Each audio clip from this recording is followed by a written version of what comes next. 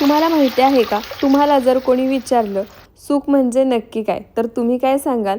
गरमागरम डाळ आणि त्याच्यासोबत गरमागरम भात. हो ना, मलाही तेच वाटतं.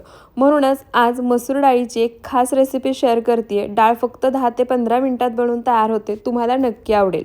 पण त्याआधी रेसिपी व्हिडिओ सेव्ह आणि शेअर करून ठेवा, कारण डाळीची फक्त 15 मिनिटात तयार होणारी अशी रेसिपी तुम्हाला कुठेच सापडणार नाही. सर्वात आधी कुकरमध्ये अर्धी वाटी मसूर डाळ घ्यायची, 2 ते 3 वेळा स्वच्छ पाण्याने धुवायची. त्यानंतर त्यामध्ये एक चिरलेला टोमॅटो, 4 हिरव्या मिरच्या, लसणाच्या पाकळ्या, लाल मिरची पावडर, धनेपूड, हळद, मीठ घालायचं. 2.5 ते 3 वाटी पाणी घालायचं. कुकरचं झाकण लावायचं. मध्यम आचेवर कुकरच्या 2 शिट्ट्या करायच्या. गॅस बंद करून कुकर पूर्णपणे थंड करून घ्यायचा. त्यानंतर डाळीसोबत सर्व साहित्य घोटून घ्यायचं.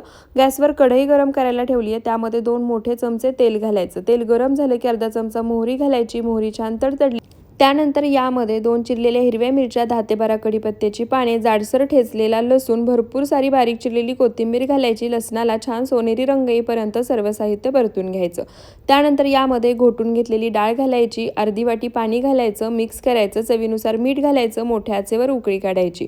उकळी आल्यानंतर डाळ पुन्हा एकदा मिक्स करायची. गॅसचा फ्लेम मीडियम टू लो करायचा आणि 7 ते 8 मिनिटं मीडियम टू लो फ्लेमवर ही डाळ छान अशी शिजवून घ्यायची.